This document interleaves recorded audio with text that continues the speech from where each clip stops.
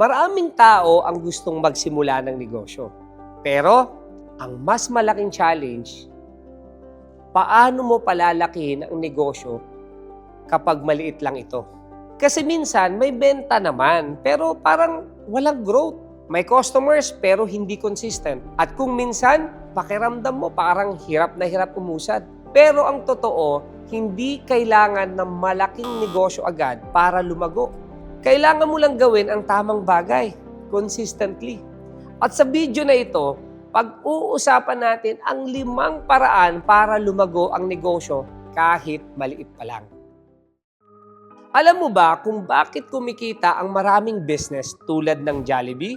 Hindi dahil maganda agad ang building nila. Hindi dahil marami agad silang branch. Lumaki sila dahil marunong silang magbenta. At yan ang unang paraan para lumago ang negosyo mo. Mag-focus sa sales. Kahit gaano kaganda ang setup mo, kahit gaano kaganda ang logo o pwesto mo, kung wala namang bumibili, hindi lalago ang negosyo mo. Ito ang reality ng maraming small business owners. Ang hindi agad naiintindihan. Minsan, sobrang focus sa pagandahan ng page, pagandahan ng packaging, pagandahan ng setup, pero nakakalimutan yung pinaka-importante. May pumapasok bang sales? Kaya kung gusto mong lumago ang business mo, kailangan active kang naghahanap ng customer. Mag-post araw-araw, mag-offer palagi, makipag-usap sa potential customers. Kasi walang negosyo ang lalago kung walang pumapasok na benta. At tandaan mo kahit gaano kaliit ang negosyo mo ngayon, kapag consistent ang sales mo, unti-unti talagang lalaki yan. Bakit may mga negosyo na kahit maliit pa lang, kilala na agad sila sa online? Samantalang may iba naman, maganda naman ang produkto, pero parang walang nakakaalam na nag-i-exist sila. Simple lang ang sagot, marketing. Tingnan mo yung mga malalaking brands tulad ng Nike o Coca-Cola. Hindi lang sila magaling gumawa ng products, magaling din silang magpakilala. At sa panahon ngayon, sobrang importante ng visibility. Kapag hindi ka nakikita, mahihirapan kang makabenta. Sigurado yan. Kaya kailangan gumagawa ka ng content. Nagpapakita ka ng product sa social media.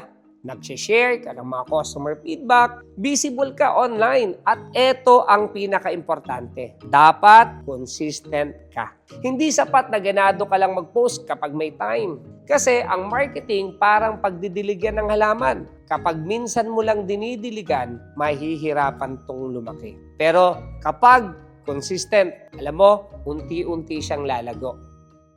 Ito naman, alam mo ba kung bakit maraming negosyo ang hindi lumalaki? Kasi lahat ng kinikita nila, lumalabas agad. Samantalang yung mga successful businesses, marunong mag-reinvest. Tingnan mo yung maraming malalaking negosyo ngayon. Hindi naman sila nagsimula agad na sobrang laki. Karamihan dyan, unti-unting lumalaki dahil yung kinikita nila, binabalik nila sa negosyo nila.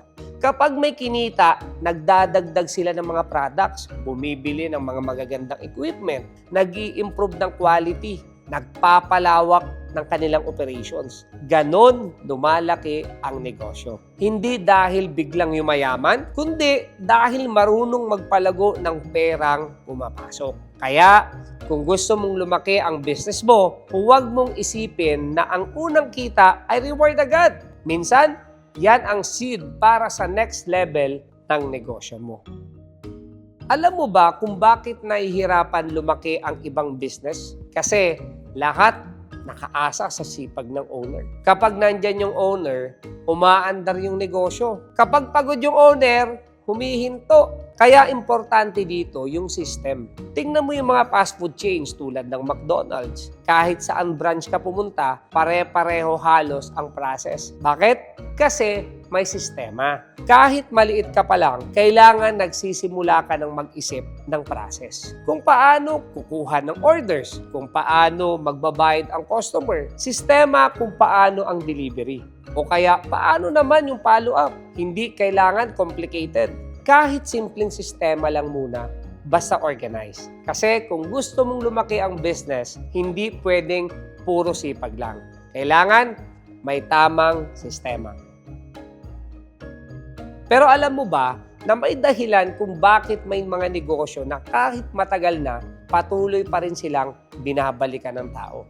Ito yung tinatawag na customer relationship. Tingnan mo yung mga brands na trusted ng maraming taon. Hindi lang naman produkto, kaya naman binabalikan sila ng tao. Kung hindi, yung experience. Kasi sa negosyo, mas madaling magbenta sa repeat customer kaysa maghanap ng bagong customer araw-araw. Totoo yan, kaya importante maayos kang kausap. Mabilis kang mag-reply, marunong kang mag-follow up, at marunong kang mag-build ng trust. Kasi satisfied customer, hindi lang yan basta babalik-balik. Magre-recommend pa yan. At minsan, isang loyal customer lang kayang magdala ng napakaraming bagong customer sa negosyo mo.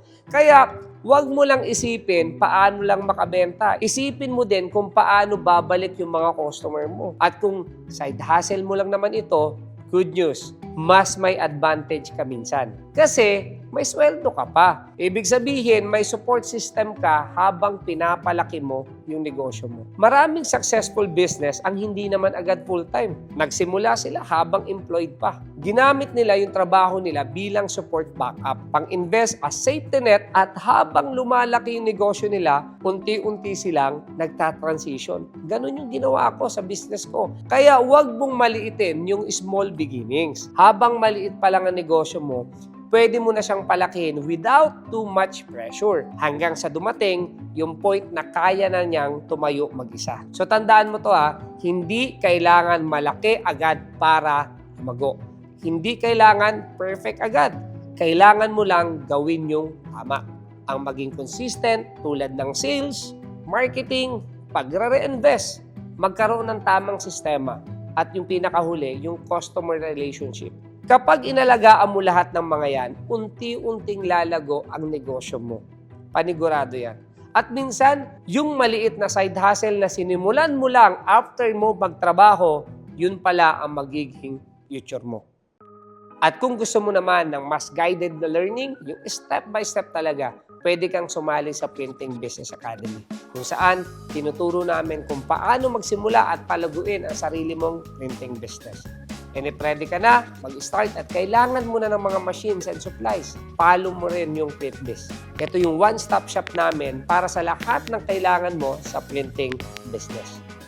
Simulan mo na, nandito lang kami para tumulong sa'yo.